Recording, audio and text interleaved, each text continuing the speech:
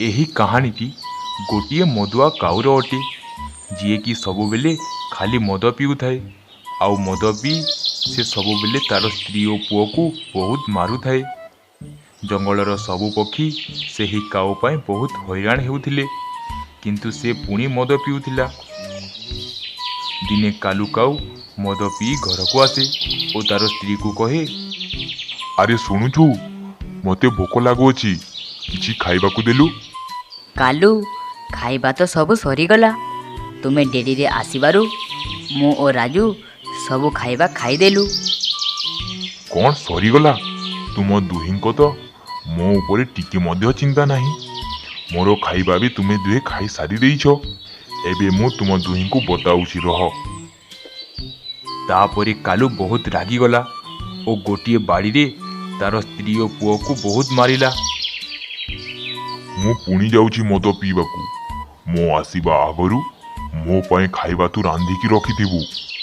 ଏହା କହି ସେହି ମଦୁଆ କାଉ ସେଠୁ ଚାଲିଗଲା।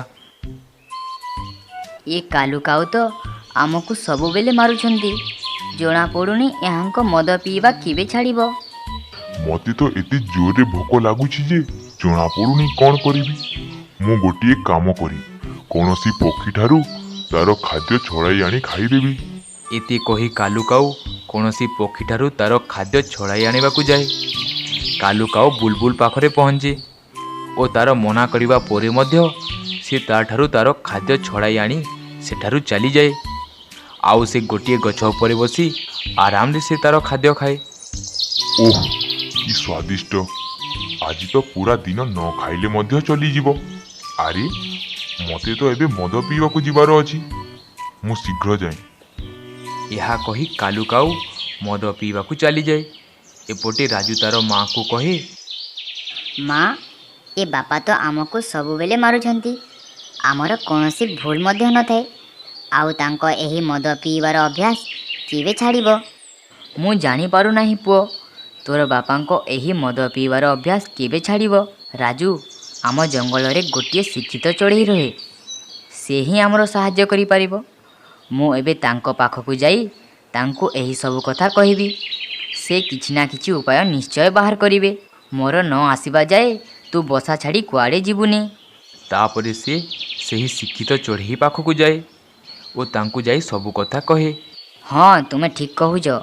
ମୁଁ ଏବେ କାଲୁ କାଉ ପାଖକୁ ଯାଉଛି। ତାକୁ ମଦ ନ ପିଇବାକୁ କହିବି। ତୁମେ ଚିନ୍ତା କର ନାହିଁ। ଏବେ ତୁମେ ଘରକୁ ଯାଅ।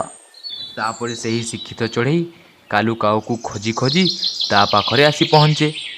ଆଉ ସେ କାଲୁ କାଉକୁ କହେ, କାଲୁ ଭାଇ, ତୁମେ ମଦ ପିଇ ସବୁଦିନ ତୁମ ସ୍ତ୍ରୀ ଓ ପୁଅକୁ ମାରୁଛ। ଆଉ ତୁମ ପାଇଁ ଜଙ୍ଗଲର ସବୁ ପକ୍ଷୀ ହଇରାଣ ହେଉଛନ୍ତି। ତୁମକୁ ମଦ ପିଇ କ'ଣ ଲାଭ ମିଳୁଛି? ତୁମେ ମଦ ପିଇବା ଛାଡ଼ିଦିଅ। ଆରେ, ତୁ କ'ଣ ମୋର ମଦ ଛଡ଼ାଇବା ପାଇଁ ଆସିଛୁ? ମୁଁ ମୋର ସ୍ତ୍ରୀର କଥା ଶୁଣେ ନାହିଁ, ଆଉ ତୋ କଥା ମାନି ମଦ ଛାଡ଼ିଦେବି? ମୁଁ ଜାଣିଛି କ'ଣ କରିବାର ଅଛି। ତୁ ଯା ତୋ ବାଟରେ, ମୋତେ ଆଉ ଜ୍ଞାନ ଦେନା। କାଲୁ ଭାଇ, ଆଜି ଯଦି ତୁମେ ମଦ ନ ଛାଡ଼ିବ, ତାହେଲେ ତୁମ ପୁଅ ମଧ୍ୟ ବଡ଼ ହେଲେ ତୁମ ପରି ମଦ ପିଇବ ଆଉ ତୁମକୁ ତୁମ ପରି ମାରିବ। କ'ଣ ତୁମକୁ ଭଲ ଲାଗିବ? ଆରେ, ଇଏ ସବୁ ମୁଁ ଜାଣେ ନାହିଁ। ତୁ ଯିବୁ ନା ତୋତେ ତାଙ୍କ ପରି ମାରିବି? ଲାଗୁଛି ଏ ନିଶାରେ ଅଛି। ମୋତେ ଏବେ ଏହାଠାରୁ ଯିବାକୁ ହେବ। ତାପରେ ସେହି ଶିକ୍ଷିତ ଚଢ଼େଇ ସେଠାରୁ ଚାଲିଯାଏ। କିନ୍ତୁ କାଲୁ କାଉ ତାର କଥା ମାନିଲା ନାହିଁ, ଆଉ ସେ ପୁଣି ମଦ ପିଇଲା। କିଛି ବର୍ଷ ବିତିଗଲା। ଏବେ କାଲୁ କାଉ ବୁଢ଼ା ହୋଇଯାଇଥିଲା, ଆଉ ତାର ସ୍ତ୍ରୀର ମଧ୍ୟ ଗୋଟିଏ ଦୁର୍ଘଟଣାରେ ମୃତ୍ୟୁ ହୋଇଯାଇଥିଲା। ଏବେ ତାର ପୁଅ ଆଉ ସେ ଥିଲେ। ତାର ପୁଅ ମଧ୍ୟ ତାପରି ସବୁବେଳେ ମଦ ପିଉଥିଲା। ଯେମିତି କାଲୁ କାଉ ତାର ସ୍ତ୍ରୀ ଓ ପୁଅକୁ ମାରୁଥିଲା, ସେମିତି ତାର ପୁଅ ମଧ୍ୟ ତାକୁ ମାରୁଥିଲା। ଏବେ କାଲୁ କାଉକୁ ସେହି ଶିକ୍ଷିତ ଚଢ଼େଇର କଥା ମନେ ପଡ଼ୁଥିଲା। ଆଜି ତୁମେ ଯେମିତି ମଦ ପିଇ ତୁମ ସ୍ତ୍ରୀ ଓ ପୁଅକୁ ମାରୁଛ, କାଲି ତୁମ ପୁଅ ମଧ୍ୟ ସେମିତି ମଦ ପିଇ ତୁମକୁ ମାରିବ। ସେହି ଶିକ୍ଷିତ ଚଢ଼େଇ ଠିକ୍ କହୁଥିଲା।